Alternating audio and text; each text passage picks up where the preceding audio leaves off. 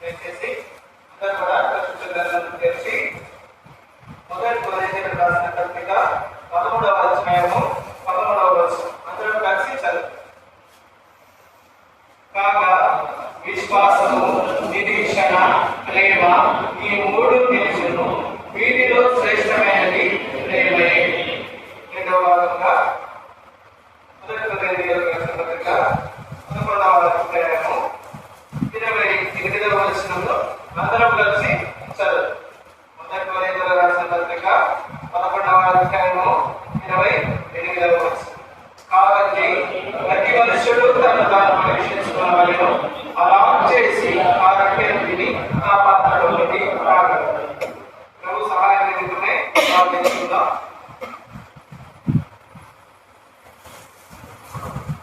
ప్రేమ కలిగిన తండ్రి, పరిశుద్ధమైన దేవా, స్తుతుల సింహాసనం మీద ఆసీనుడైన వాడా, నీ బంగారు పాదాలకు శిరస్సు పాదాకాలను చేసుకుంటున్నాం తండ్రి.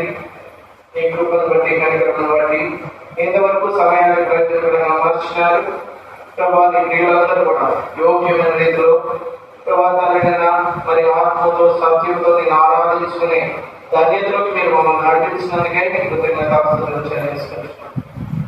తండ్రి, మధ్యాహ్నం వేళ ప్రభావాలైనా ఈ యొక్క పనులు యోగ్యంగా పాల్గొంచుకోవడానికి కావలసిన జీవ వర్తమానం మీరు మాకు దయచేయండి. నిజమే తండ్రి, మనుషుడు పలుకు మాటలు వ్యర్థం కానీ దేవాది దేవుడైన నీ పలుకులు, నీ స్వరం ఎంతో మధురమైనది, అది ఎంతో నెమ్మదించు ప్రభావ. అతి గొప్ప పలుకులు ప్రభావ, నిష్ప్రయోజకమైన నీ దాసునైనా శిలువ చాటులను వచ్చి స్తుతుల సింహాసనైన నీవే నీ స్వరం వినిపించి ప్రభావ అందరితో మాట్లాడి యోగ్యమైన రీతిలో పనులు పాల్గొనవలసిన వాళ్ళకు కృప చూపని యేసుక్రీస్తు వారి ఘనమైన నామములో ప్రార్థించి అడిగిస్తున్నాం తండ్రి. ఆమేన్.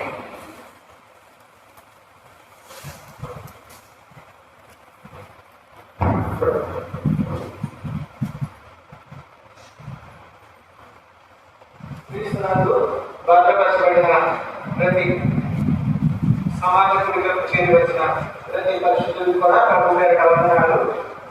మనము మొట్టమొదటి భాగంగా మొదటి కొరింథీయులకు రాసిన పత్రిక 11వ అధ్యాయము 11వ వచనము చదువుకుంటూ వచ్చేద్దాం. అయితే దేవుని వాక్యము, పరిశుద్ధ గ్రంథము చదివిస్తుంది. కాగా విశ్వాసము, నిరీక్షణ, ప్రేమ ఈ మూడు నిలుచును, వీటిలో శ్రేష్టమైనది ఏమిటండి? ప్రేమ. అయితే ఇక్కడ దేవుని వాక్యం చదివిస్తుంది, మూడు విషయాలు మాత్రమే నిలుస్తాయి అని చదివిస్తుంది. అయితే ఈ లోక యాత్రలో మనం జీవిస్తున్న ఈ లోకంలో మనకు నిలిచేది ఏమిటి అని ప్రశ్నించుకోవాలి. ముఖ్యంగా ఆ యొక్క బలలో ఆదివాసులు అవక మునుపు మూడు ప్రశ్నలు మనం ప్రశ్నించుకోవాలి. దేవుడు వాక్యం సెలవిస్తుంది ఇక్కడ మూడు మాత్రమే నిలుస్తుంది. ఏమిటి నిలుస్తాయని చెప్తున్నా దేవుడు వాక్యము? విశ్వాసము, నిరీక్షణ, ప్రేమ ఈ మూడు నిలుస్తుంది. అయితే ఈ మూడు మనలో ఉన్నాయో లేవో పరీక్షించుకుని యోగ్యమైన రీతిలో మనం పనులు పాల్గొనవచ్చు. మరి దేవుడు ఇచ్చిన తలపులను ఆధారం చేసుకుని మనం వాక్య భాగంలోకి వెళ్తాము. మొట్టమొదటిగా నిలుచును అనే పదమును మనం ఆధారం చేస్తాం. మరి ఈ లోకయాత్రలో మనకి ఏమి నిలుస్తున్నాయి ఎవరైనా చెప్పగలరా? అంటే ఇప్పుడు ఈ లోకయాత్ర మీరు జీవిస్తున్నప్పుడు మీరు తల్లి గర్భంలో నుంచి వెలువడి వచ్చిన, అయితే తర్వాత నువ్వు ఈ లోకం విడిచేటప్పుడు ఎక్కడికి వెళ్తావు? భూమి భాగంలో నీకు అంటే సమాధి చేయబడతావు. సమాధి చేసేటప్పుడు మాత్రం నీతో పాటు నీ భార్య వస్తుందా? నీ పిల్లలు వస్తారా? నీ ఆస్తి వస్తుందా? నీ బంగారం వస్తుందా? నీ వెంట వస్తుందా? మరి ఇవన్నీ మనకి నిలిచిన ఇవేవి కూడా మనకు నిలిచేవి. అందుకనే ప్రభు వాక్యం సెలవిస్తుంది. ఏమని సెలవిస్తుంది? మూడు మాత్రం నిలుస్తాయి. మరి ఈ మూడు నీవు కలిగి ఉన్నావా లేదా అని మనము పరీక్షించుకోవాలి. మొట్టమొదటిగా అత్యంత జ్ఞానవంతుడైన పరిశుద్ధ గ్రంథంలో దేవుడి చేత అత్యంత జ్ఞానవంతంగా పేరు పొందిన సొలొమోను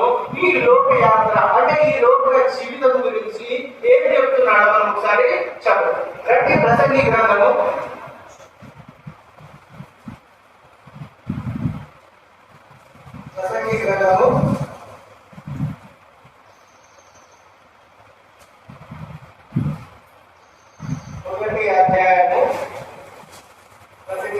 1వ అధ్యాయము 14వ వచనం. దయచేసి ఎవరైనా తీసుకున్నట్టుంటే చదవండి. సూర్యుని కింద జరుగుతున్న క్రియలన్నింటినీ చూచితిని, అవి అన్నీ వ్యర్థములే, అవి ఎవరు గాలికై ప్రయాసపడినట్టు. ఇక్కడ చూసినట్లయితే ఇతను ఈ మాటలు పలుకుతున్నవాడు సొలొమోను. అంటే దేవుని చేత ఈయన అత్యంత జ్ఞానవంతుడుగా పేర్కొంచినవాడు. అంటే మన పరిశుద్ధ గ్రంథాల్లో జ్ఞానం ఎక్కువగా సంపాదించుకున్న వారు ఎవరు అని చూసినట్లయితే ప్రభు అయిన యేసుక్రీస్తు వారి తర్వాత సొలొమోను గారి పేరే చెప్తారు. అంటే అక్కడ దేశంలో కూడా ఆయన జ్ఞానవంతులుగా పేరు చెందుతూ వచ్చినాడు. అక్కడ రాజ్యంలో కూడా ఆయన జ్ఞానవంతులుగా పేరు చెందుతూ వచ్చినాడు. మరి ఆయనకు జ్ఞానం మాత్రమే దేవుడు ఇచ్చినాడా? అతను చిన్న వయసులో ప్రార్థించినప్పుడు ఆయన ఏమడుగుతూ వచ్చినాడు? ప్రభువా, మీ ప్రజలను ఏర్పడకుండా నాకు కావాల్సిన జ్ఞానం దయచేయమని ప్రార్థన చేసిన వాడు వచ్చినాడు. అయితే దేవుడు అతన్ని మెచ్చుకుని ఆయనకి ఏమి ఇస్తూ వచ్చినాడు? జ్ఞానంతో పాటు సకల ఐశ్వర్యము ఇస్తూ వచ్చినాడు. సొలొమోను అనుభవించిన జీవితం అంటూ ఈ లోకంలో ఏదీ లేదు. అది ఇరుడ అయితేనేమి, త్రాగుట అయితేనేమి, వివాహం అయితేనేమి, అన్ని రకముల సుఖములు, నిత్య సుఖములు అందించిన వాడు ఎవరైనా ఉన్నారు బైబిల్ గ్రంథంలో అంటే అది ఎవరైనారంటే సొలొమోను గారే. మరి అటువంటి జ్ఞానవంతుడైన సొలొమోను అని చెప్తున్నారు. అటువంటి అనుభవపూర్వకం కొన్ని జ్ఞానవంతుడు అయితే కొందరికి డబ్బులు ఉండకపోవచ్చు, కొందరు తిండి ఉండకపోవచ్చు, కొందరికి సుఖములు ఉండకపోవచ్చు, కానీ అన్నీ ఉన్నది. అంటే సమస్తమును అనుభవించిన ఏకైక వ్యక్తి సొలొమోను గారు. మరి అటువంటి సొలొమోను గారు చెప్తున్నారు అన్ని అనుభవించిన అందులో ఏదో ఒక ఆనందం కలిసి ఉండొచ్చు కదా. అంటే అతను ఎన్నో వివాహాలు చేసుకుంటూ వచ్చినాడు. ఆయన వివాహ విషయంలో ఆయన ఆనందపడవచ్చు. ఆయనకు ఎంతో డబ్బు ఉంది, సుఖ విలాసాలు ఉన్నాయి, మరి వాటిలో ఆనందపడవచ్చు. ఆయనకు ఎంతో జీవితంలో పేరు ప్రఖ్యాతులు ఉన్నాయి, అహంకారం రావచ్చు, సంతోషం రావచ్చు. కానీ మీకు ఇవేంటి వల్ల కూడా ఆయన ఏమంటున్నాడు? సూర్యుడు కింద జీవించు జీవితం అంతా వ్యర్థమే. అవి ఎలా ఉన్నాయని చెప్తూ వచ్చిన ఒక్కసారి చదువుతున్న మాటలు మరి ఒకసారి ప్రసంగి గ్రంథం 1వ అధ్యాయం 14వ వచనం. సూర్యుడి కింద దొరుకుతున్న క్రియలన్నింటినీ నేను చూసితిని, అవి అన్నీ వ్యర్థములే, అవి ఒకడు గాలికై ప్రయాసపడినట్టు ఉన్నవి. అంటే గాలి కోసం ప్రయాసపడినట్టుగానే ఉన్నవి తప్ప అవన్నీ కూడా వ్యర్థమే అని చెప్పి అన్ని విధములైన సుఖములు అనుభవించిన అత్యంత జ్ఞానవంతుడైన సొలొమోను చెప్పి వచ్చినాడు. మరి ఇక్కడ సొలొమోను కంటే జ్ఞానవంతులమా మనము? సొలొమోను కంటే ఐశ్వర్యవంతులమా మనము? సొలొమోను కంటే సుఖ విలాసాలు అనుభవిస్తున్నామా మనము? కానీ సొలొమోను అటువంటి అనుభవాల్లో కూడా చెప్పగలుగుతూ వచ్చిన అదంతా కూడా వ్యర్థమే. అయితే కీర్తనల గ్రంథము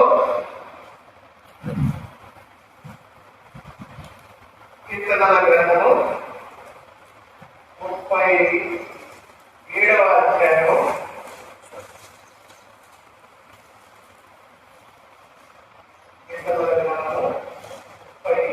37వ అధ్యాయము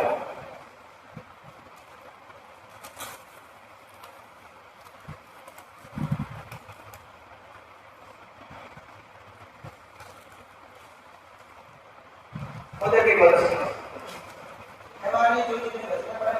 చెడ్డవారిని చూచి నీకు వ్యసనపడకము, దుష్కార్యములు చేయవారిని చూచి మత్సరపడకము. అంటే చదవండి. వారు గడ్డి వలనే త్వరగా ఎండిపోవరు, పచ్చని కూర వలె వారు వాడిపోతారు. ఇక్కడ చూసినట్లయితే చెడ్డవారిని చూసి నీవు వ్యసనపడకము అలాగే చెప్తున్నాడు. దుష్కార్యములు చేయవారిని చూసి మత్సరపడకము, వారు గడ్డి వలనే త్వరగా ఎండిపోదురు, పచ్చని కూర వలనే వాడిపోదు.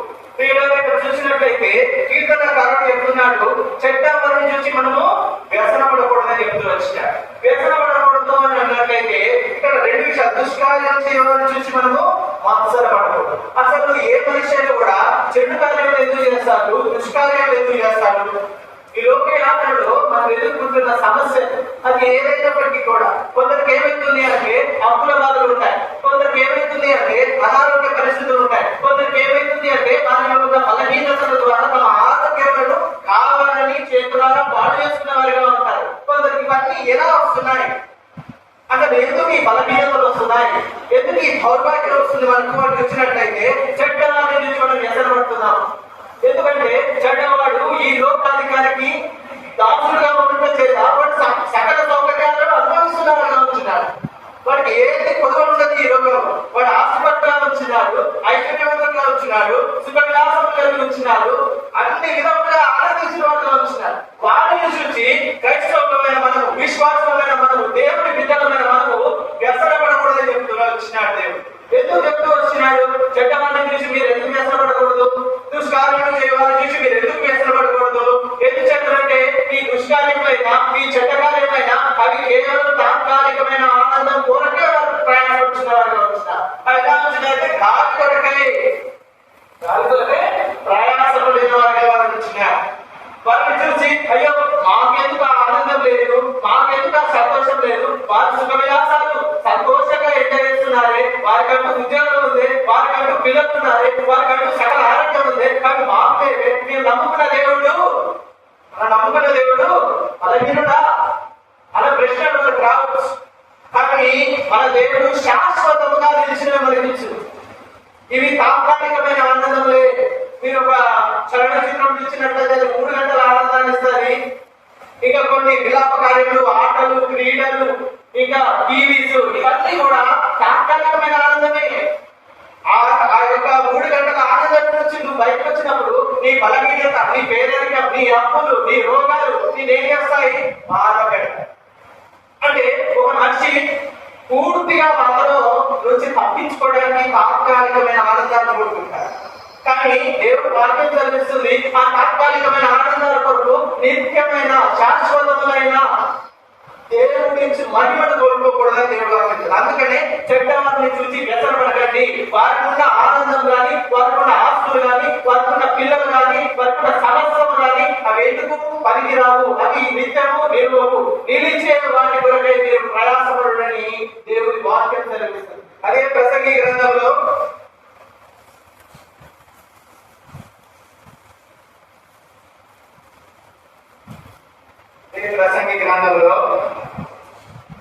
మొదటి అధ్యాయము 4వ వచనము దయచేసి ఎవరన్నా తీసినవారంటే చదవగలరు.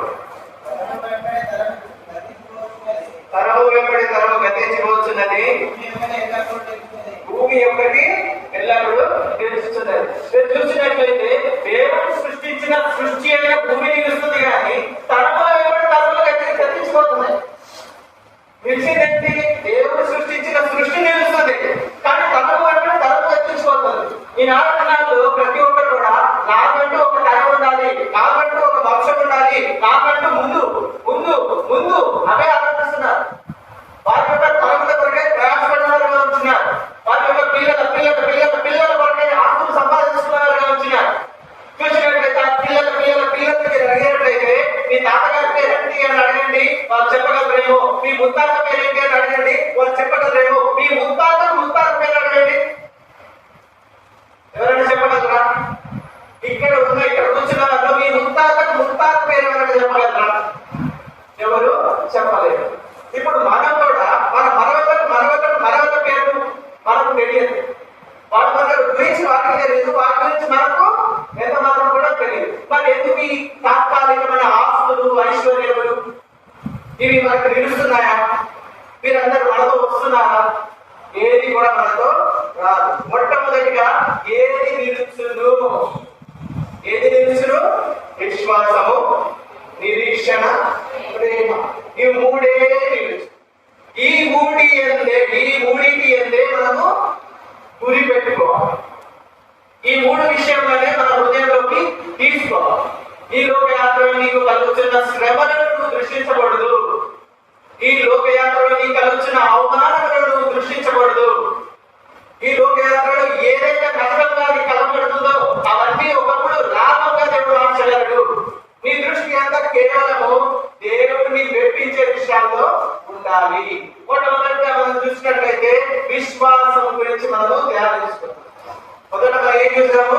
ఏమి నిలుచును, వేటి యందు మనము దృష్టి ఉంచాలి మనం చూస్తూ వచ్చిన. ఇప్పుడు విశ్వాసం గురించి ఆలోచన. విశ్వాసము అంటే ఏంటి? సాధారణంగా పరిశుద్ధ గ్రంథం కాకుండా సాధారణంగా అడుగుతున్నాను, విశ్వాసము అంటే ఏమిటి? విశ్వాసం దాదాపుగా మనం ఒక కుక్కను పెంచుకుంటాం, కుక్కకి ఆహారం వేస్తాం. ఆ కుక్క ఏం చేస్తాయి? మన మీద వస్తే తిరుగుబడుతుంది, మనల్ని రక్షించడానికి ట్రై చేస్తాడు. అంటే దాని శక్తి మీద రక్షించడానికి ట్రై చేస్తాడు. కొన్ని కుక్కలు ఉంటాయి, వాటిని మనం ఎంత పెట్టినా కూడా మనసులో చూసుకుంటే తప్ప మనల్ని రక్షించడానికి ఎంత మాత్రం ట్రై చేయలేదు. అప్పుడు మనం ఏమంటామంటే విశ్వాసం లేని కుక్క అన్నాం. ఏమంటాం మనం? విశ్వాసం లేని కుక్క అంటాం. ఏంటి విశ్వాసం అంటే ఏమిటి? అంటే తన యజమానుడికి విధేయత చూపించే వారిని విశ్వాసం కలవారు అని అంటారు. తన యజమానుడికి విధేయత చూపించలేని వారిని ఏమంటారు? విశ్వాసం లేని వారు అని సంబోధిస్తారు. అయితే ఇక్కడ విశ్వాసము మనకు ఉందా అనే ప్రశ్న మనం వేసుకోవాలి. సాధారణంగా విశ్వాసం అనేది మొదటి రకం అయితే రెండవ రకం ఉంటుంది. అది విశ్వాసం ఏంటి అంటే, ఇక్కడ ఎంతమంది దేవుడు ఉన్నాడని నమ్ముతున్నారు? చేతులు దయచేసి. ఇక్కడ ఎంతమంది దేవుడు ఉన్నారని నమ్ముతున్నారు? మీరు అందరూ దేవుడు ఉన్నారని నమ్ముతున్నారు కదా. దేవుడు మనతో ఉన్నాడని మీరు నమ్మినప్పుడు మీరు బయట ప్రాంతాలకు వెళ్తున్నారు. ఉదాహరణకు మీ ఇంట్లోనే ఉన్నారు, సేవకుడు మీ ఇంటికి వస్తానని చెప్పలేదు, మీరు ఇంట్లో టీవీ చూస్తున్నారు. దానికి మీరు ఇంట్లో టీవీ పెట్టుకుని చూస్తున్నారు, ఏదో మూవీయో సినిమాలో లేకపోతే సీరియలో ఏదో చూస్తున్నారు.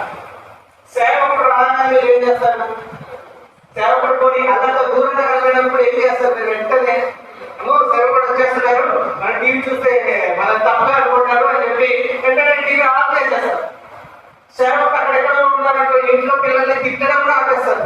అయ్యో ఇంట్లో పిల్లలు నెమ్మది లేకుండా ఉంటారని సేవకుడు అనుకుంటాడేమో అని అంటారు. మరి మీకు నిజంగా విశ్వాసం ఉందా?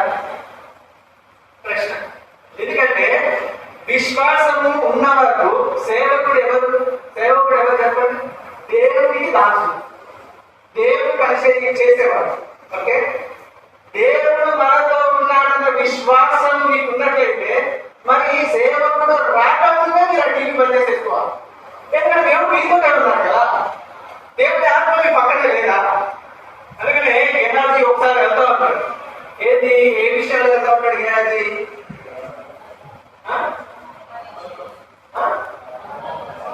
ఏదో బహుమానం కోసం ఎక్స్పెక్ట్ చేసి వెళ్తున్నాడు గేహాజీ. అప్పుడు మరి ఈయనేమంటాడు? ప్రవక్త ఏమంటారు? ఎలీషా గారు ఏమంటారు? నా మనసు ఏదో రాలేదా. మరి ఎలీషా ఆ యొక్క శరీరం తీసుకుని వెళ్ళినాడు అక్కడికి, ఆయన ఆత్మ. అలాగే ప్రభు ఆత్మ మనకు ఎల్లప్పుడూ ఉన్నది అనడమే విశ్వాసము. ప్రభు ఆత్మ మన చుట్టూ ఎల్లప్పుడూ ఉంటుంది అనడమే విశ్వాసము. ప్రభు పరిశుద్ధాత్మ మనలోనే ఉంటుంది అనుకోవడమే విశ్వాసము. అటువంటి విశ్వాసం ఇక్కడ ఎంతవరకు ఉంది అంటే ప్రభు చూస్తున్నాడు, మనం అబద్ధం ఆడుతున్నాం, ప్రభు చూస్తున్నాడు, ప్రభు వింటున్నాడు. మనం టీవీ చూస్తున్నాం, ప్రభు చూస్తున్నాడు, ప్రభు వింటున్నాడు. దేవుడి సేవకుడికి భయపడే నీవు దేవుడే నీతో ఉన్నప్పుడు నువ్వు చేసే పని లేదు. చెప్పండి, దేవుడు సేవకుడే దేవుడు సేవకుడు అక్కడ ఎక్కడో వాళ్ళంతా దూరంగా చూసినప్పుడు నువ్వు టీవీ చేస్తే దేవుడే నీతో ఉంటున్నప్పుడు టీవీ చూస్తున్నావు. అది ఎంతవరకు అంటే మనలో విశ్వాసం ఉందా?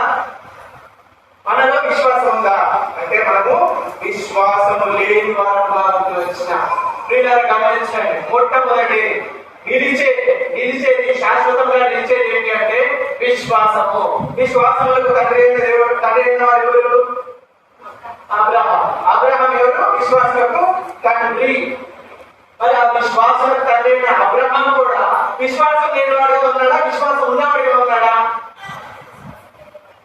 కొన్ని సందర్భాల్లో అబ్రహాము విశ్వాసం లేని వాడుగా వచ్చినాడు. అంటే ఒక సందర్భాన్ని చూసాము. ఆదికాండము 17వ అధ్యాయము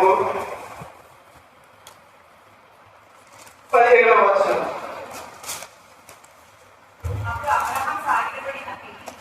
అప్పుడు అబ్రహాము సాగినది నవ్వి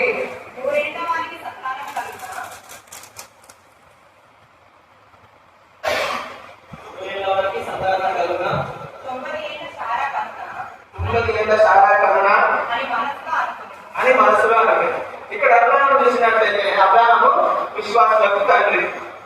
అది అబ్రహాము కూడా దేవుని శక్తిని ఏం చేస్తూ వచ్చినాడు? నవ్వుకుంటున్నాడు. ఎందుకు నవ్వుతున్నాడు అబ్రహాము?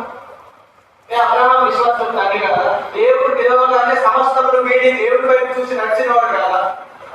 ఎందుకంటే ఈ లోక పరిస్థితులను చూసిన వాడు ఉంటున్నాడు అబ్రహాము. ఈ లోకంలో మనకు ఉన్నత కాలము వృద్ధుడైనవాడు, అక్కడ వృద్ధుడైనవాడు అని మెన్షన్ చేయబడుతుంది. ఇప్పుడు కూడా మనం నమ్ముతామా? ఇప్పుడున్న పరిస్థితుల్లో కూడా ఒక మందేళ్ళ ముసలి వాడు ఒక కుమారుడి కలగాలని మనం నమ్ముతామా? ఎందుకంటే ఆయన ఈ లోకంగా చూస్తున్న వాడు వచ్చినాడు. వాడు చాలా 39 ఏళ్ళు అని చెప్తూ వచ్చినాడు. తిరిగి ఇంత వయసులో మేము పిల్లలు కలగలమా అని అక్కడ అబ్రహాము ఏం చేస్తున్నాడు? నవీన వాడుగా వచ్చినాడు. ఒక సందర్భంలో శాఖ కూడా నవీనదిగా ఉంటుంది. అంటే విశ్వాసం తండ్రి అయిన అబ్రహాము కూడా అపవాది కొన్ని సమయాలు ఏం చేస్తారంటే భ్రమపరుస్తాయి. అన్నట్టు కూడా మన చేసే పనులలో మన అబ్రహాముతో గొప్పవరం కాకపోవచ్చు, కానీ దేవుడు ఎరిగిన వారు, మనం కృపాకాలంలో ఉన్నాం. యేసుక్రీస్తు ప్రభువుని చూసిన వారు, యేసుక్రీస్తు ప్రభు వారి రక్తము చేత విమోచించబడిన వారు. అందుచేత విశ్వాసంలో రక్తాన్ని యేసు వైపు చూడాలి. మనం ఆయన మనతో ఉన్నాడని నమ్మాలి. అప్పుడే అది విశ్వాసం మనలో ఉన్నట్టు. ఇక్కడ అబ్రహాము చూసినట్లయితే అబ్రహాము దేవుని శక్తిని ఎరిగిన వాడైనప్పటికీ కూడా ఈ లోక పరిస్థితులను బట్టి ఆయన ఏం చేస్తూ వచ్చినాడు? కొంత మేరకు స్వర్గమైన విశ్వాసము కావాల్సి వచ్చినాడు. అయినప్పటికీ కూడా ప్రభు వాగ్దానాన్ని ఆయన విశ్వసించిన వాడుగా వచ్చినాడు. అలాగే విశ్వాసంలో మనము కూడా ఎదగాలి. విశ్వాసము రెండవగా ఉదాహరణ చూసినట్లయితే యోసేపును చూసుకోండి. యోసేపు ఏం చేస్తూ వచ్చినాడు? యోసేపుకు నిజమైన విశ్వాసం ఉంది అని నేను అనుకుంటాను. ఎందుకంటున్నాక యోసేపు పక్కన దేవుడు లేడు, శారీరకంగా ఆయన పక్కన ఎవరు కనబడట్లేదు. అతనిని ఒక పాపము నాతో శయనించమని అడిగింది. ఏమడిగింది? నాతో శయనించమని యోసేపుని ఒక పాపము అడిగింది. కానీ యోసేపు ఏం చేస్తూ వచ్చినాడు? తన బట్టల్ని చేతిలో పెట్టుకుని పాపములకు దూరంగా పారిపోతూ వచ్చినాడు. ఆయన దూరంగా పారిపోయినప్పుడు మాట చెప్తూ వచ్చినాడు. ఏం చెప్తూ వచ్చినాడు? నా దేవుడి ఎదుట, అక్కడ దేవుడు ఉన్నాడా? అక్కడ దేవుడు కనబడుతున్నాడా?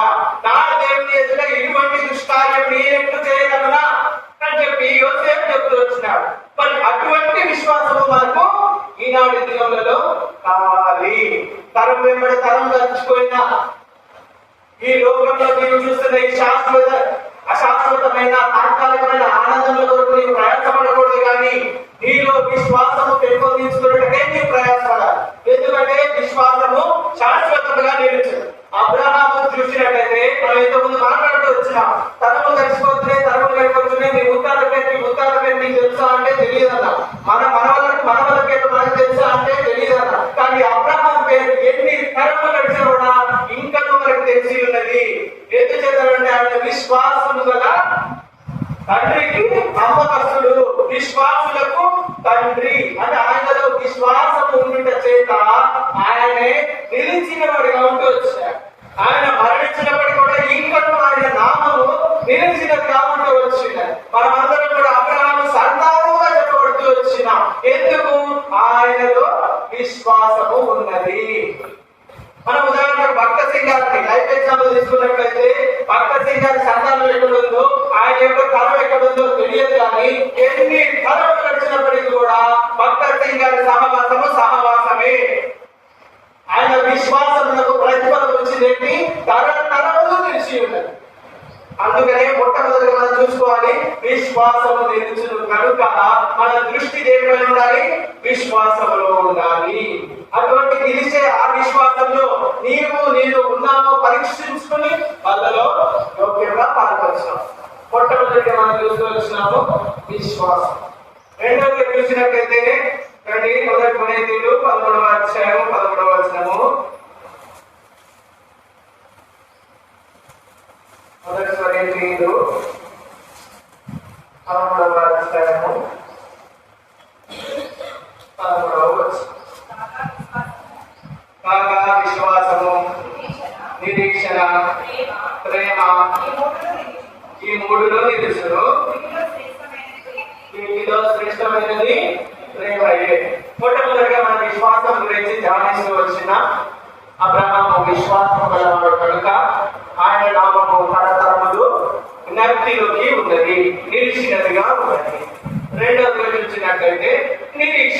గురించి మనము ధ్యానించాలి. రండి లూకా సువార్త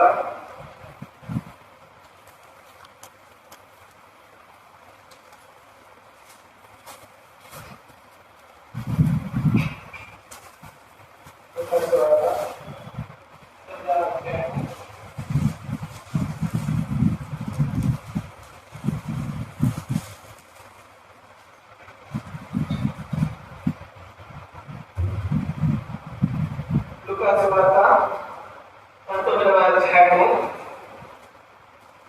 మొదటి లూకా సువార్త 16వ అధ్యాయము 19-20వ వచనము చదువు. ధనవంతుడు ఒకడు లేను, అతడు ఊదారంగు బట్టలను సన్నపు నార వస్త్రములను ధరించుకుని ప్రతి దినము బహుగా శుభపరుచువాడు.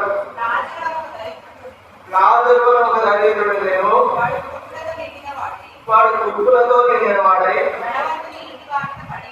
ధనవంతుని ఇంటి వాకిట పడి నుండి అతని బల్ల మీద నుండి వాడు రొట్టె ముక్కలతో ఆకలి తీర్చుకొని కోరేను. అంతేకాక కుక్కలు వచ్చి వారి కుక్కలు నాటించారు. ఇక్కడ చూసినట్లయితే ఇక్కడ మనము ఇద్దరు వ్యక్తుల్ని గమనిస్తున్నాం. ఒకరేమో ధనవంతుడు, ఇంకొకరేమో దరిద్రుడు. ఇద్దరు వ్యక్తుల్ని గమనిస్తాం. ఇక్కడ ఇక్కడ ధనవంతుడు దారిద్రుడు. ఆయన ఏ దృష్టికి ధనవంతుడు, ఎవరి దృష్టికి ధనవంతుడు? ఈయన ఎవరి దృష్టికి దరిద్రుడు, ఎవరి దృష్టికి ధనవంతుడు? ఇద్దరు వ్యక్తులు ఉన్నారు, ఇద్దరు ధనవంతులే, ఇద్దరు దరిద్రులే. కానీ ఏ విషయంలో ధనవంతులు అయినారు ఇద్దరు, ఏ విషయంలో దారిద్రులుగా వచ్చినారు?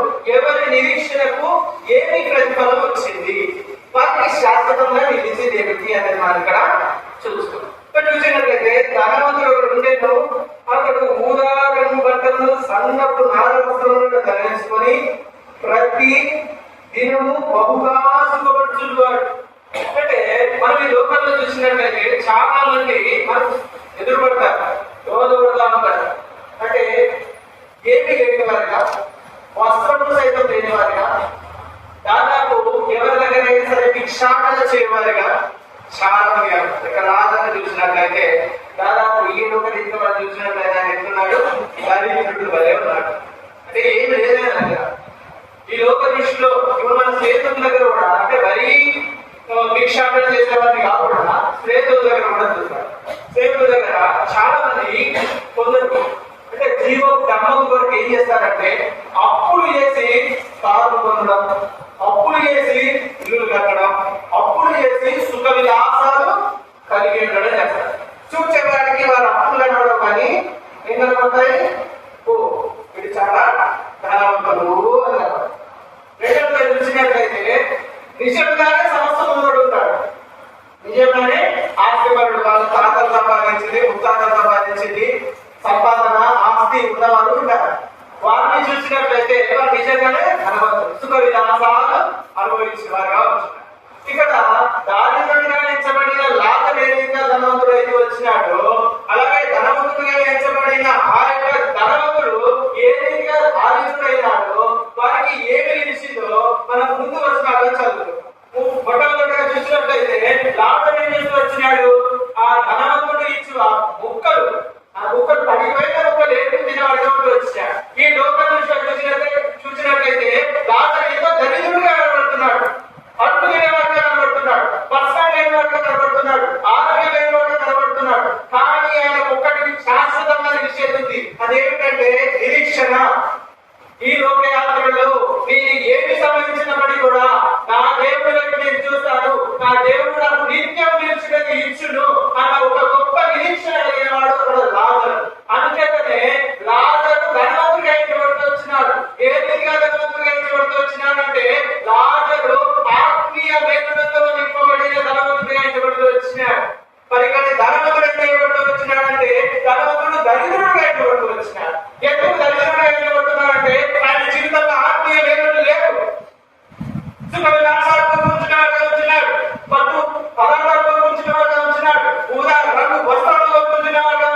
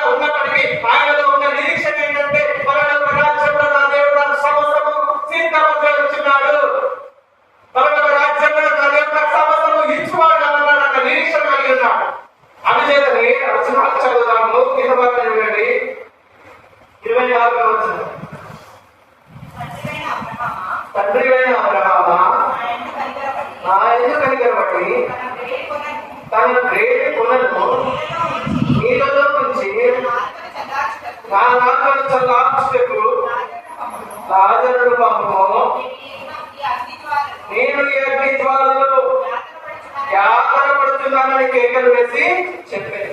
ఇక్కడ చూసినట్లయితే ఆ ధనవంతుడు ఈ లోకరీత్యా సమస్తము సమకూర్చుకుని ఆనందించి సంతోషించిన వాడుగా వచ్చినాడు. కానీ ఒక దినం వచ్చింది, ఒక దినం మరణించిన వాడుగా వచ్చినాడు, ఒక దినం తీర్పు జరుగుతూ వచ్చింది. ఆయన ఎక్కడికి వెళ్ళాడు? నిత్య నరకానికి వెళ్ళాడు. అక్కడికి వెళ్ళి ఎవరిని అడుగుతున్నాడు? దేవుని బ్రతలాడుకుంటున్నాడు. ఏమని బ్రతలాడుకుంటున్నాడు? వలస జరుగుని తండ్రి వెళ్ళామా నా ఎందుకు కనగబడి తన వేలి కొనడు అంటే లాజరు యొక్క వేలి కొననుకున్న చిన్న నీటి పొట్టు కొరకే పడుతున్న వాడిగా వచ్చినాడు. ఈ లోక విలాసాన్ని ఎంజాయ్ చేసిన వాడిగా ఉన్నప్పటికీ కూడా పరలోక రాజ్యము నరకము అనే తీర్పు జరిగినప్పుడు అక్కడ ఆ యొక్క ధనవంతుడు దేని కొరకు అనుకుంటున్నాడు? లాజరు వేలికున్న నీటి పొట్టు కొరకే రాజపడిన వాడిగా వచ్చినాడు. ఆయన ఇక్కడ శాశ్వతంగా నిలిచినప్పుడు ఏమి అనతో రాలేదు. నిత్య నరకాగ్నిలో పడిపోయినప్పుడు ఒక్క చుక్క నీటి కొరకు ప్రయాసమైన వాడిగా ఉంటున్నాడు. అంత మాత్రమే కాక అక్కడ కింద వస్త్రాలు చూడండి, 27వ వచనం చదవండి.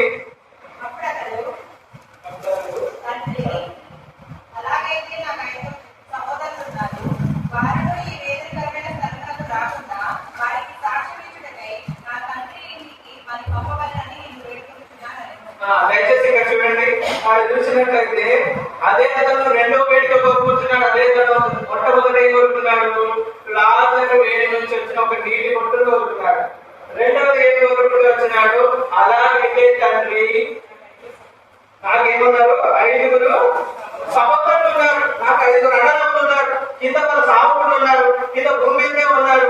వాళ్ళని చూసుకోవాలి, వాళ్ళకి నేను వెళ్ళి చెప్పాలి. నేను ఎట్లా నిత్య నరకాగ్నిలో పడిపోయినా, తెలిసి తెలియక ఎన్నో సుఖాలను అనుభవించా, తప్పులు చేశా, పాపం చేశా, దేవుని యొక్క నిరీక్షణ కలగకుండా జీవించా, నా సహోదరులను నేను అవమానపరిచా, లాజరుకు ఒక రొట్టెను కూడా ఆలోచించా. ఇటువంటి బాధ కాకుండా వెళుతున్న విశ్వాసాలను నేను నిర్లక్ష్యపరిచా. కనీసం నా తమ్ముళ్ళు, నా సహోదరులు 5 ఉన్నారు, వారికి నేను చెప్తే నమ్మరు. ఈ లాజరును అక్కడికి పంపించండి, లాజరు అక్కడ సువార్త చెప్తాడు, లాజరు ఇక్కడ చెబుతున్నా చెప్తాడు, లాజరు చెప్పింది మీరైనా సరే, కనీసం నా తమ్ముళ్ళైనా సరే ఈ నిరీక్షణ కలిగి ఉంటారు, ఆ పరలోక రాజ్యంలో స్థానం పెట్టుకుంటారని వేడుకున్న వారిగా ఉంటున్నారు. కానీ ఆ అవకాశం అనేది రాదు. ప్రియమైన సహోదరుడా, నిరీక్షణ కలిగి ఉన్నావా? మీ జీవితంలో కావలసినవి నిలిచే వాటిలో రెండవది ప్రమాదంగా చెప్పబడుతూ వచ్చినది నిరీక్షణ. మనం అనుకుంటాము ఈ లోకంలో సేవకులు ఉన్నారు, ఎంతో దౌర్భాగ్య పరిస్థితులు అనుభవిస్తున్నారు, వారిని చూసి ఎగతాళి చేసే వాళ్ళు చాలా మంది ఉంటారు. ఏం పాపాలు చేశాడు? అసలు వీళ్ళ సేవకుడేనా? సేవకుడు ఏదో డబ్బుల కోసం వచ్చినట్టున్నాడు సేవకి. ఇదే నా పద్ధతి, ఇదే నా విధానం, ఇదే నా అందువల్లనే ఆయనకి ఇదేంది, అందువల్లనే ఆయన కథయింది అని విశ్వాసులను, సేవకులను, దేవుని ఎరిగిన వారిని ఈ లోకం దూషించినది కాదు. ఇలాగా అవన్నీ మహిమ కొరకు జరుగుతున్నది. ఇప్పుడు మనం చూసినట్లయితే మార్తా, మరియా, లాజరు చనిపోయినాడు. లాజరు చనిపోయి సమాధి వచ్చినాడు. అయితే మార్తా అయినా మరియా అయినా యేసు ప్రభు వారికి ముందే చెప్తూ వచ్చినాడు. 2 రోజుల ముందే, ఆయన చనిపోక ముందే చెప్తూ వచ్చినాడు. యేసు ప్రభు ఇక్కడ నా సహోదరుడు లాజరు చావు బ్రతుకుల్లో రోగి అయి ఉన్నాడు అని చెప్తూ వచ్చింది. యేసు ప్రభు ఉఠాలుగా వెళ్ళలేదు అక్కడికి. అయ్యో నేను ప్రేమించే లాజరు, నేను ప్రేమించే మార్తా, నేను ప్రేమించే మరియా, నన్ను ప్రేమించే సహోదరులు, నా ఆత్మీయులు, వారిని రక్షించుకోవాలి, వారిని కాపాడుకోవాలి అని యేసు ప్రభు వెంటనే వెళ్ళిపోలేదు అక్కడికి. యేసు ప్రభు ఆ మాట వినగానే ఒక మాట అంటాడు, ఇది దేవుని మహిమాత్మమే వచ్చినది. లాజరు చనిపోవడం దేని వల్ల వచ్చినది? దేవుని మహిమ కొరకే వచ్చినది. అంటే దేవుని బిడ్డకు వచ్చే కష్టాలు కానీ, నష్టాలు కానీ, అవమానాలు కానీ, నిందలు కానీ ఇవన్నీ దేనికి వస్తాయంటే దేవుని మహిమ పరచడానికి వస్తాయి. నువ్వు నేను తీర్పు తీర్చడం కాదు ఇక్కడ, నువ్వు నేను అనుకోవడం కాదు ఇక్కడ. నువ్వు దేవంతరంలో జరిగిన దేవుడు వైపు చూడు. ఆయన దేవుడు వాక్యమే చదువుతుంది. కానీ మొదటి పేతురు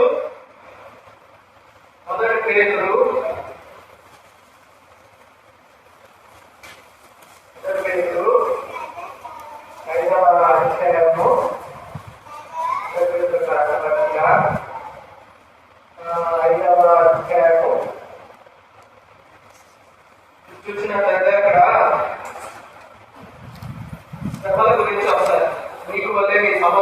కూడా ఈ పరిశ్రమలే పడుతున్నారనేది వస్తాయి.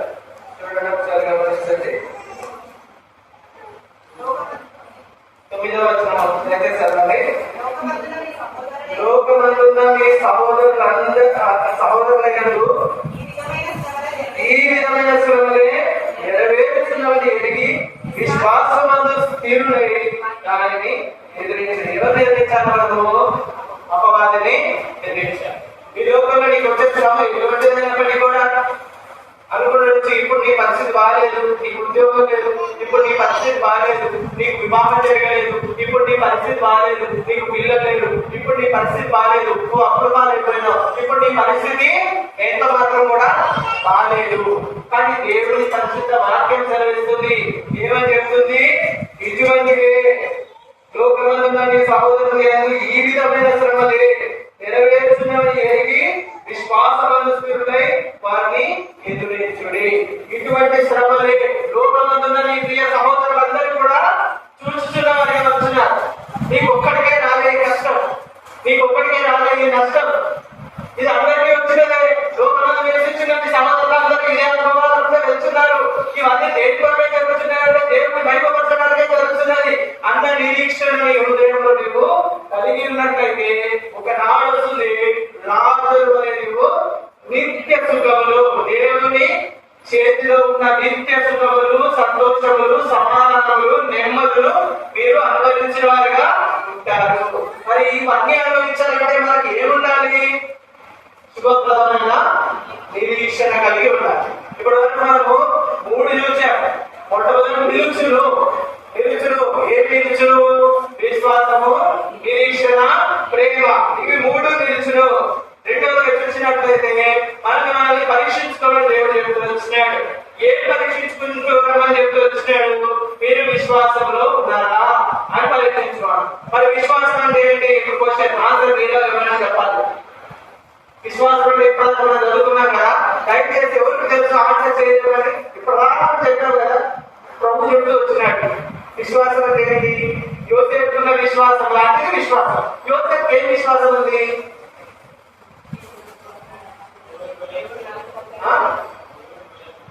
దేవుడి భయం కలిగి ఉండాలి. దేవుడి ఆత్మ మనతో నిత్యం ఉన్నదని. అంటే మనకు కనబడట్లేదు కదా, మనం చూడట్లేదు కదా, మనం ఒంటరిగా ఉన్నాం కదా, ఎవరు మనల్ని పట్టించుకోలేదు కదా అని చెప్పి దొంగతనం కానీ తప్పు పనులు కానీ మనము చేయకూడదు. ఎందుకంటే దేవుడి ఆత్మ మనతో ఉన్నది కదా. దేవుడి ఆత్మ మనతో ఉంటే నువ్వు తప్పులు చేస్తే నీకు వచ్చేది ఏంటి? శిక్ష అనుకోవచ్చు. యేసుక్రీస్తు వారి కృప ఉంది కదా అని, యేసుక్రీస్తు ప్రభు వారు క్షమిస్తారు కదా అని అనుకోవచ్చు. కానీ తండ్రి గర్జిస్తున్నారు దాన్ని తండ్రి శిక్షించేవారు, తండ్రికి లోపడినవారు, తండ్రిని శిక్షించేవారు ఏదైతే తండ్రికి కుమారులు అవుతారు. తండ్రి ఎందుకు కొడతాడు? ఎవరైనా ఒక చిన్న పిల్లలు చేసినట్టు బ్లడ్లో ఏం పెడతామంటే వాళ్ళ అమ్మ గారి వాళ్ళ నాన్నగారు ఏం చేస్తారు? కొడతారు. ఎందుకు? మా బ్లడ్లో ఏదో పెట్టకూడదు. కొట్టడం తప్ప అక్కడ కాదు. అలాగే తండ్రి అనే దేవుడు కూడా ఆ యొక్క ఆత్మ మనతో ఉన్నప్పుడు మీరు తప్పు పని చేస్తూ ఉంటే తప్పక కొడతాడు. ఆ కొట్టడం ఎలాగైనా ఉండొచ్చు, ఆ కొట్టడం ఎలాగైనా ఉండొచ్చు, నష్టం కలిగించవచ్చు, అనారోగ్య పరిస్థితులు రావచ్చు, ఇంకేమైనా రావచ్చు. ఆ కొట్టడం ఏదైనా ఉండొచ్చు కానీ తప్పక కొడతాడు. ఆ భయం అన్నమాట. యెహోవా భయభక్తులు గలవాడు ధన్యుడు. యెహోవా భయభక్తులు కలిగి జ్ఞానములకు మూలము. అటువంటి భయము భక్తి కలిగి ఉంటే జ్ఞానవంతులైన. అటువంటి భయము భక్తి కలిగి ఉంటే ఏమైనాము? జ్ఞానవంతులైన. మొట్టమొదటిగా విశ్వాసం గురించి అడుగుతూ వచ్చినారు. విశ్వాసం అంటే దేవుని ఆత్మ మనతో నిత్యం ఉంటుంది కనుక, దేవుడు సమస్యలు చూస్తున్నాడు కనుక, దేవుడు మనం చూస్తున్నాడని గుర్తెరిగి తప్పు పనులు చేయకుండా విశ్వాసంలో స్థిరంగా ఉండాలి.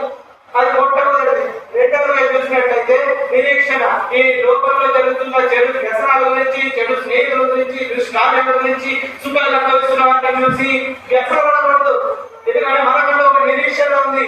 లాజరు అక్కడికి వెళ్ళి సమస్యను సంపాదించుకుంటూ వస్తున్నాడు, ధనవంతుడు అక్కడికి వెళ్ళి ఏం చేస్తున్నాడు? భిక్షాటన చేస్తున్నాడు వెళ్తున్నాడు. ఈనాటి నీ పరిస్థితులు ఎలానో ఉండొచ్చు, కానీ ఒక నాడు వస్తుంది, ఆనాడు దేవుడిని ఏం చేస్తాడు? మహిమపరిచినవాడుగా ఉంటాడు, హెచ్చించిన వాడుగా ఉంటాడు. అందుచేత మనం ఏం కలిగి ఉండాలి? నిత్యం నిలిచే రెండో వాటిలో ఏంటిది? నిరీక్షణ. మూడవది చూసినట్లయితే ప్రేమ. ఈ యొక్క అంశంను ధ్యానించుకొని మనము వాళ్ళలో పాలివాల్సిన ఒకటి కొరింథీయులకు రాసిన పత్రిక 11వ అధ్యాయము 13వ వచనం. కాగా విశ్వాసము, నిరీక్షణ, ప్రేమ ఈ మూడును తెలుసును. వీటిలో శ్రేష్ఠమైనది ప్రేమే. ఈ వాక్యం ఏంటి బ్రదర్ ఊరికే పదే కనిపిస్తున్నట్టు అనుకుంటుండొచ్చు. మనం ఏదైనా ఒక వాక్యం ధ్యానించిన, ఒక వాక్యం చెప్పబడినా ఆ వాక్యం నిజంగా లెఫ్టిలో తెచ్చుకోవాలంటే వాక్యం పదే చదవాలి. రానున్న దినములలో ఈ స్వాతంత్రం కోల్పోతాం, ఈ స్వేచ్ఛను కోల్పోతాం. వాక్యం దొరకదు వరకు వాక్యం మనం హృదయంలో దాచుకోవాలి, హృదయంలో పల్లెపరుచుకోవాలి. ఈ మాటలు ఇదే వచనం ఎందుకు ఇన్ని మాటలు చదివిస్తున్నాయంటే ఇందులో నిలిచే ఉంటాయి. మనం సంపాదించుకోవాల్సిన ఆస్తులు ఉన్నాయి ఈ వాక్యంలో. ఈ 3 ఆస్తులు మీరు సంపాదించుకున్నట్లయితే స్థిరమైన జీవితము, స్థిరమైన ఆనందము, స్థిరమైన సంతోషము నిత్యము మీ కలుగుతాయి. అందుకని ప్రధానమైనది ఒక్కసారి చెప్పండి. ఇప్పుడు మనం చదువుతున్న అధ్యాయం ఏంటి, ఆ వచనం ఏంటి? ఒక్కసారి అందరు గట్టిగా చెప్పండి. మొదటి కొరింథీయులకు రాసిన పత్రిక 11వ అధ్యాయము 13వ వచనం. అందరూ ఒకసారి చూడకుండా వాక్యం చెప్పండి. విశ్వాసము, నిరీక్షణ, ప్రేమ మూడు నిలుచును. వీటిలో శ్రేష్టమైనది ప్రేమయే. ఈ వాక్యం పోయే సమయానికి, వాక్యం అయిపోయినప్పటికీ మీ మైండ్ లో గుర్తుండాలి. విశ్వాసం గురించి ఏం చెప్పుకుంటూ వచ్చినాను? ఆత్మ, దేవుని ఆత్మ మనతో నిత్యం ఉంటుంది. ఇది విశ్వాసం డెఫినిషన్. ఓకే, ఆత్మ మనతో నిత్యము ఉంటుంది. ఇది ఒక రకమైన విశ్వాసం. రెండవ విశ్వాసం ఏంటంటే దేవుడు సర్వశక్తిమంతుడు, దేవుడు సమస్తము చేయగలడు. అబ్రహాము కొత్తిమీర వాళ్ళకు అవిశ్వాసం కనపరిచినప్పటికీ కూడా ఆయన సంతానాన్ని వాగ్దానం దేవుడు నెరవేర్చిన వాడు కావచ్చు. ఇది రెండో రకమైన విశ్వాసం. మొట్టమొదటిగా మనకు కావాల్సింది ఏంటంటే విశ్వాసము, అనగా దేవుడి ఆత్మ మన చుట్టూ ఉంటుంది. అది మొట్టమొదటిగా విశ్వాసము. నిరీక్షణ గురించి చూసుకున్నట్లయితే ఈ లోక వ్యసనాలు కానీ, ఈ లోకంలో వారి కలుగుతున్న సుఖ భోగముల గురించి మనం ఏం చేయాలి? వ్యసనం పడకూడదు. వ్యసనం పడకూడదు అంటే అబ్బా వాళ్ళు అన్నీ ఉన్నాయి, నాకు ఏమీ లేవు, అబ్బా వాడు సుఖంగా ఉన్నాడు, సుఖంగా లేదు అని ఈ బాధలు, ఈ వేదనలు, వాడి ఉద్యోగులు నాకు రాలేదు, ఇట్లాంటి వాళ్ళు ఏమంటారంటే మీ మనసులో పెట్టుకుని ఏమంటారు? కుళ్ళు అంటారు. కుళ్ళు పడుతున్నాడు. నాకు వచ్చిన ఈ యొక్క సంపాదన బట్టి, నాకు వచ్చిన ఐశ్వర్యం బట్టి అతను చూసేవాడు ఏం చేస్తున్నాడు? కుళ్ళుకుంటున్నాడు. విశ్వాసం కుళ్ళు ఉండొచ్చా? ఉండకూడదు. విశ్వాసం ఏం చేయాలి? ఆయన స్థలం ఉండాలా, నేను స్థలం. ఆయన పరలోక రాజ్యంలోకి వెళ్ళాలి, నేను పరలోక రాజ్యానికి వెళ్ళాలి. ఆయన దేవుడి మర్మం తెలుసుకోవాలి, నేను దేవుడి మర్మం తెలుసుకోవాలి. ఇక్కడ రాజులు బహుశా చెప్పుకుండొచ్చు ధనవంతుడికి, బహుశా ఆయన ఇంటి దగ్గర దేవుడిని తీర్చినయ్యా, నాకు ఒక రొట్టె ముక్కయ్యా అంటే సాధారణంగా భిక్షాటం చేసే వాళ్ళు దేవుడిని తీర్చారయ్యా, ఒక 10 రూపాయలు సాయం చేయ్యా అంటే రాజు అడుగుతున్నాడు కాబట్టి చెప్పుండొచ్చు, దేవుడి స్వార్థ గురించి చెప్పుండొచ్చు. కానీ ఆయన ధనవంతుడు ఏం చేసినాడు? కళ్ళు ఎక్కేగినాయి, దేవుడు ఎత్తి దెయ్యమైంది, నాకు సమస్తం ఉన్నాయి, ఈ లోకభోగాలను ఆయన ఏం చేసినాడు? ఎందుకెక్కినాడు. ఏమైంది? దేవుడి మాటలు వినలేదు, నిర్లక్ష్యం చేసినాడు. ఏం చేస్తూ వచ్చినాడు? చివరికి నీటి బొట్టుకోకు అడుగుతున్నాడు. మన నిరీక్షణ దేవుడు వేయించున్నాడు. మన కష్టాలు పడ్డారు, అలాగా మన సహోదరులు ఎంతో మంది కష్టపడుతున్నారు. ఇది దేవుడు మహిమగా జరుగుతున్నది. లాజరు చనిపోయిన వాడిని తిరిగినంతో దేవుడు మనకు న్యాయం చేయడా, మనకు సహాయం చేయడా? ఒక రోజు వస్తుంది దేవుడు ఏదో రకంగా మనం నిలబడతాం. ఎందుకంటే మన విశ్వాసంగా ఉన్నాము, దేవుడు మన పక్కన ఉన్నాడా, ఏ తప్పు చేయట్లేదు, మనం చాలా విశ్వాసం కలిగి ఉన్నాం కాబట్టి మనకు సమస్యలు వస్తాయి అనే ధైర్యం నిలబడతారు. రేపు నీకు విశ్వాసం అంటే వస్తుంది, ధైర్యం వస్తుంది, నిరీక్షణ వస్తుంది. విశ్వాసం ఏమేమి వస్తాయి? ధైర్యం వస్తుంది, నిరీక్షణ. నిరీక్షణ ఉండాలి, విశ్వాసం. ఇప్పుడు మూడోది చూసినట్లయితే ప్రేమ. ఇంతకుముందు సహోదరుడు ఎప్పుడు వచ్చినాడు? ఏం చెప్తే వచ్చినాడు? ఈ పరిశుద్ధ గ్రంథం అంతా కూడా ప్రేమతో ఉంటుంది. మనం చూసినట్లయితే ధర్మశాస్త్రంలో 10 ఆజ్ఞలు దేవుడు ఇస్తూ వచ్చినాడు. కానీ నూతన కొత్త నిబంధన గ్రంథంలో వాటిని 2 ఆజ్ఞలుగా తీసుకు వచ్చింది. ఒకటి ఏంటి? మొదటి చెప్పండి, దయచేసి తెలుసుకోవాలంటే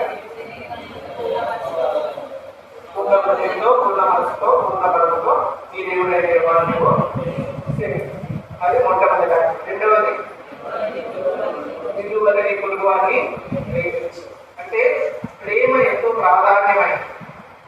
ప్రేమ నిత్యం నిలిచేది. ఇక్కడ వాక్యంలో మనం చదువుతున్న మొదటి పదమూడవ వచ్చింది విశ్వాసము విశ్వాసము నిరీక్షణ ప్రేమ నిలుచుంది. కానీ శ్రేష్టమైనది ఏమిటి? ప్రేమ. ఎందుకు ప్రేమ శ్రేష్టమైన అంటే ప్రేమ అనేక దోషములను ఏం చేస్తుంది?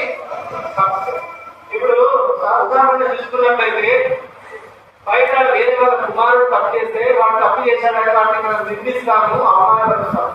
అదే మన సొంత కుమారుడు తప్పు చేస్తే అరే పోనీ లేదా పొరపాటు అయిపోయింది ఈ ఒక్కసారికి వదిలేస్తాను, తర్వాత వాడే బాగుపడతాడు, తర్వాత వాడే చదువుకుంటాడు, తర్వాత వాడే దేవుడిని ఎదుగుతాడు, తర్వాత తర్వాత తర్వాత అని చెప్పి మన పిల్లల్ని మనం ఏం చేస్తాము? క్షమించేవాళ్ళం. వాళ్ళ తప్పులు బయట అడిగారు. నువ్వు ఇంట్లో వేరే ఏం చెప్తావు? ఎందుకు పనికిరాడని తండ్రి కానీ తల్లి కానీ తింటారు కొడతారు. అదే బయట వాళ్ళు ఎవరైనా వచ్చినప్పుడు ఏం లేదంటే కొంచెం జ్వరం వచ్చింది, ఆ సమయంలో మా పిల్లలు సరిగ్గా చదవలేదు అంటే బయట వచ్చినప్పుడు ఏం చెప్తున్నారు? ఇంట్లో ఉన్నప్పుడు ఏం చెప్పారు? తిడుతున్నారు. ఎవరు లేనప్పుడు ఏం చేస్తున్నారు? తల్లిదండ్రులు కుమారుని కొడుకు ఏం చేస్తున్నారు? తప్పు చేస్తే తిడుతున్నారు. ఇదే నారాయణ చేసేది, అదే నారాయణ ఇదే నారాయణ తిడుతున్నారు. అదే బయట వచ్చి ఏంటమ్మా మీ అబ్బాయి పేరు ఏంటంట, ఏంటైనా మీ కొడుకు ఈ పని చేస్తాడంట అంటే ఏదో తెలియజేశాడు.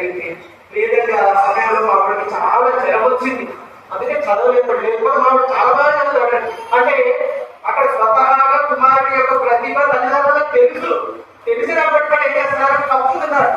అదే ప్రేమ. ఇక్కడ కూడా ప్రేమ అంటే యేసు ప్రభు ప్రేమ అనేక దోషముల నుంచి మనల్ని తప్పుతున్నారు. నీవు నేను ఎలాగైన వాళ్ళ మనమందరూ యోగ్యులమా, మనమందరం అభిషులమా, మనందరూ గొప్ప కార్యాలు చేసేవాళ్ళమా, పాపం లేని జీవితాన్ని జీవించేవాళ్ళం. కానీ యేసుక్రీస్తు ప్రభువు తన అమూల్యమైన రక్తంతో మనల్ని కడిగి ప్రతి దోషం నుంచి మనల్ని విమోచించి ఆయన ప్రేమతో మనల్ని కప్పుతున్నారు. ఏం చేస్తున్నాడు? ఆయన ప్రేమతో మనల్ని కప్పుతున్నారు. అంత మాత్రమే కాదు, ఆయన ఏం చెప్తున్నాడు? ఆజ్ఞ ఇచ్చినాడు, నిన్ను వల్ల నీ పొరుగువాన్ని ప్రేమించమని చెప్తారు. మరి ఆది ప్రేమను గడవలసినావా? ఇది ఎంతో ప్రాముఖ్యమైనది. దేవుడిని ఏడడానికి ప్రేమ గడవచ్చినప్పుడు నీవు నీ సమాధానం ఏడాలి ప్రేమ గడవచ్చారు. కష్టం ఆ ఇంటికి వచ్చింది నా ఇంటికి రాలేదని మనం అనుకోకూడదు. మన సహోదరుడు, మన అన్న, మన తమ్ముడు, మన అక్క, మన చెల్లి, మన వారు ఆ ప్రేమను కలిగి ఉన్నారు. ఈ రోజు మంచిగా ఉండొచ్చు, రేపటి దినాన నీ పరిస్థితి ఏంటో నీకే తెలియదు. బయట పరిస్థితులు చాలా దారుణంగా ఉన్నాయి. ఒకసేపు చెప్తూ వచ్చినాడు, దినములు చెడ్డవి, సమయం ఉన్నప్పుడే సద్వినియోగం చేసుకోవాలని చెప్తూ వచ్చినాడు. ప్రేమ కలిగి నీవు జీవిస్తున్నావా? ఈ బలలో చేసి చేయకుండా నువ్వు ప్రశ్నించుకోవాలి. విశ్వాసం ఉందా? నిరీక్షణ ఉందా? ప్రేమ ఉందా? అన్నింటిలో శ్రేష్టమైన ప్రేమ దేవుడు వాక్యం వస్తుంది. అటువంటి ప్రేమ నాలో ఉందా? నా సహోదరుడు ఆపదలో ఉంటే చెయ్యి వేసి సహాయం చేసే ప్రేమ నాలో ఉందా అనే ప్రశ్న నీలో మొట్టమొదటి రావాలి. ఆ ప్రేమ అనే దోషంలో తప్పులు కలిగే యేసుక్రీస్తు ప్రభువు నిస్వార్థంగా నిష్కలంకం లేని అతి పరిశుద్ధమైన రక్త దీపమని ఎవరికి చిందించినాడు, ప్రేమ వచ్చినాడు. చూసినట్లయితే ఆయన శిష్యులు, ఆయన ఎరిగిన వాళ్ళు, విశ్వాసం సైతం శత్రువులను కూడా ప్రేమించిన వాళ్ళు వచ్చినాడు. నాకు ఎంత మాత్రము ప్రేమ ఉండేది కాదు. నన్ను ప్రేమించామని ప్రేమించేవాడు. నాకు చిన్నప్పుడు మన విలేపుకునే వయసు ఉన్నప్పుడు మా అమ్మగారు, మా నాన్న, మా చెల్లి తప్ప నాకు ఈ లోపల ఎవ్వరు ఎక్కువ కాదు. నా చిన్న వయసు విలేపు వయసు ఉన్నప్పుడు నేను ఆలోచించే నా తల్లి వరకు తల్లి, తండ్రి, చెల్లి వీళ్ళు ముగ్గురు వాళ్ళని ప్రేమిస్తాను, ఇంకెవరు నేను ప్రేమించాను, లోపలిస్తాను. అయితే చిన్నప్పుడు నాడు ఏం చేస్తూ వచ్చింది, మా సొంత చిన్నమ్మ మా అమ్మగారికి ఏదో చిన్న మాట దూషిస్తూ వచ్చింది. ఆమె ఆ చిన్న వయసులో బియ్యమంత వయసు ఉన్నప్పుడు మా అమ్మ నన్ను దూషించింది. మా అమ్మ నాన్న కలిసిపోయినారు, మా చెల్లి వాళ్ళ ఇంటికి వెళ్ళిపోయింది, అందరు కలిసిపోయినారు. కానీ నేను వాళ్ళ ఇంటికి వెళ్ళడానికి రక్షణ ఉంది తర్వాత వెళ్ళింది. అంటే దాదాపుగా బియ్యం వయసు ఉన్నప్పటి నుంచి నా రక్షణ నేను పొందేసి 2013వ సంవత్సరంలో ఉంది. అంటే ఆయన వయసులో నుంచి 2013 దాదాపు నాకు 25 సంవత్సరాలు వచ్చేదాకా వాళ్ళ ఇంటి ముందు రోడ్డు మీద నడవడానికి కూడా నేను ఇష్టపడేవాడిని కాదు. ఎందుకంటే వాళ్ళ ఇంటి ముందు నేను నడిస్తే వాళ్ళు నన్ను పలకరిస్తారేమో, నేను వాళ్ళతో మాట్లాడవలసి వస్తుందేమో అన్న భయంతో వాళ్ళ ఇంటి ముందు కూడా నడిచేవాడిని కదా నేను. అంటే వారి మీద ఎంత మాత్రం నాకు ప్రేమ లేదు, కోపము, ద్వేషము, ఆనందంటారా మానంటారా అన్న ఆ యొక్క ఉద్రేకం నాలో ఉండేది. కానీ అక్కడ దేవుడు నన్ను మార్చినాడు. దేవుడు తన ప్రేమ నా ఎడల కనపరిచిన విధానమును బట్టి, దేవుడు నన్ను రక్షించిన విధానమును బట్టి, ఆయన ప్రేమ దోషంలో కప్పిన విధానమును బట్టి మొట్టమొదటిసారిగా రక్షణ పొందిన ఒక 6 నెలల తర్వాత నా అంతటా నేనే మా చిన్నమ్మ వాళ్ళ ఇంటికి వెళ్ళాను. అది కూడా ఎంతో సిగ్గు, నేను పోదలుచుకోలేదు. రక్షణ పొందినంత మాత్రాన వాళ్ళకి క్షమించాల్సిన అవసరం నాకేంటి? నా చిన్నప్పుడు నా అమ్మని అవమానపరిచినారు, వాళ్ళ ఇంటికి ఏదైతే వెళ్ళాలి అన్న ద్వేషం నాలో ఉన్నప్పటికీ కూడా దేవుని ఆత్మ నాతో చెప్తుంది, నువ్వు ప్రేమ కలిగి జీవించాలి, నీవు తప్పకుండా అక్కడికి వెళ్ళాలి, నీవు అవమానం కలిగినా సరే నువ్వు వెళ్ళవలసిందే అని చెప్తూ వచ్చింది దేవుడి వాక్యం.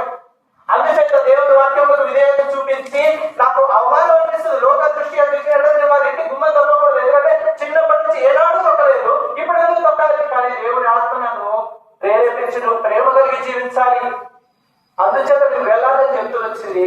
ఆనాడు రక్షణ పొందిన తర్వాత నేను వారి ఇంటికి వెళ్తూ వచ్చినాను. ప్రేమ నిత్యం నిలుచును. దేవుడి వాక్యం చదివిస్తుంది, నిన్ను వలే నీ పొరుగువాడిని ప్రేమించాలని చెప్తుంది. కానీ అలాగే అపొస్తలుల కార్యములు 9వ అధ్యాయము, అపొస్తలుల కార్యములు 9వ అధ్యాయము ముగించుకున్నామండి. ప్రేమ గురించి సంపూర్తిగా ధ్యానించి ముగించుకున్నాం. అపొస్తలుల కార్యములు 9వ అధ్యాయము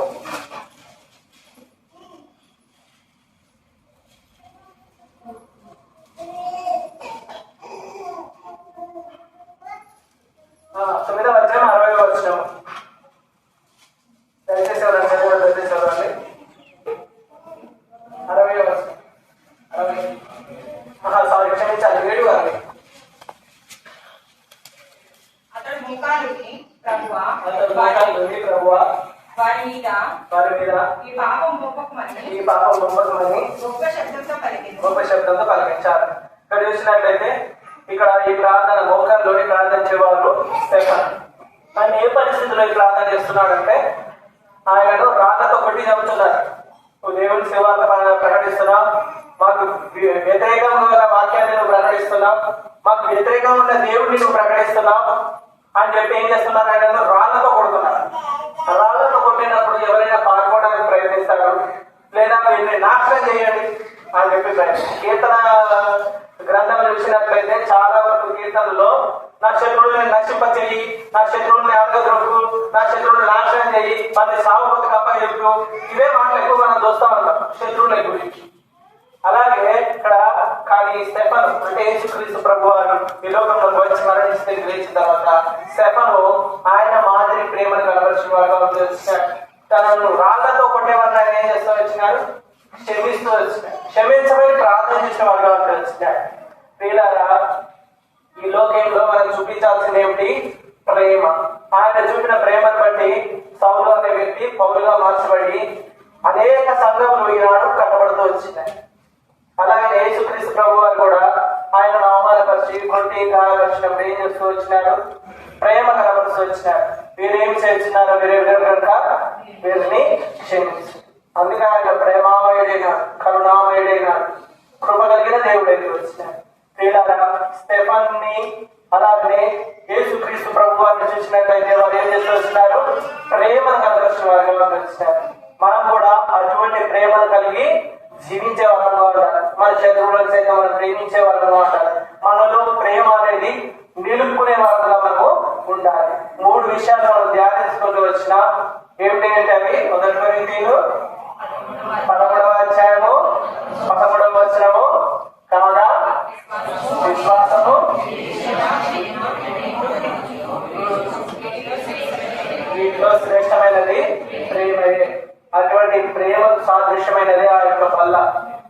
మరి అటువంటి ప్రేమకు సాదృశ్యమైన ఆ బల్లలో నేను చేయవేసేటప్పుడు ఒక్కసారి పరీక్షించుకున్నాను. ఈ లోకంలో మనము ఏమి తీసుకుని రాలేదు, ఏమి తీసుకొని పోము. అందుచేతనే యోగ గ్రంథం 1వ అధ్యాయంలో 21వ వచనం ఒక్కసారి చదువుకుని మనం ముగించుకుందాం. నేను నా తల్లి గర్భంలో నుండి దిగంబరినై దిగంబరికై వచ్చింది. దిగంబరినే అక్కడికి తిరిగి వెళ్ళాడు. దిగంబరికై అక్కడికి తిరిగి వెళ్ళేదను. యెహోవా ఇచ్చెను. యెహోవా ఇచ్చెను. యెహోవా తీసుకుని పోయాను. యెహోవా తీసుకొని పోయాను. యెహోవా నామమునకు స్తుతి కలుగును గాక. యెహోవా నామమునకు స్తుతి కలుగును గాక. ఈ మూడు అంశాలను జ్ఞాపకం చేసుకున్నట్టు ఇక్కడ యోగు ఎంతో వచ్చినాడు. యోగు ఎంతో దురవస్థలో ఉంచి వచ్చినాడు. సమస్తం కోల్పోయిన స్థితిలో ఉంచి వచ్చినాడు. ఆయన ఏం చెప్తూ వచ్చినాడు? తల్లి గర్భం నుంచి దిగంబరినై వచ్చాను, మళ్ళీ దిగంబరినై తిరిగి వెళ్ళిపోతాను. ఏది నిలవదు నాతోటి, నా దేవుని ప్రేమ నాతో తెలుస్తుంది కాబట్టి నేను దేవుడిని స్తుతిస్తున్నాను అని చెప్తూ వచ్చినాడు. మరి నీవు నేను స్తుతించే వరంగా ఉండాలి. ఫిలిప్పీయులకు రాసిన పత్రిక 4:4 ద్వారా ప్రభువులను ఎల్లప్పుడూ ఆరాధించే వరంగా ఉండాలి. ఈ మూడు విషయములను జ్ఞాపకం చేసుకొని ప్రభు వలలో పాలువాసం అయ్యేటప్పుడు మూడు అంశాలు అనగా విశ్వాసము, నిరీక్షణ, ప్రేమ, ఈ మూడు మనలో ఉన్నాయో లేవో పరీక్షించుకోవాలి. ఒకవేళ లేవు అన్నట్లయితే ప్రభువా నన్ను క్షమించు, ఈ యొక్క అనుభవాలు, ఈ యొక్క నిత్యములు, ఈ యొక్క శాశ్వతములు నిలిచే వాటిని నాలో పెంపొందించడం కావలసిన అర్హతలను, గుణగణాలను నాలో నింపు ప్రభు అని చెప్పి ప్రభు దగ్గర క్షమించమని అడిగి యోగ్యంగా ప్రార్థించుకోండి. ఓకే.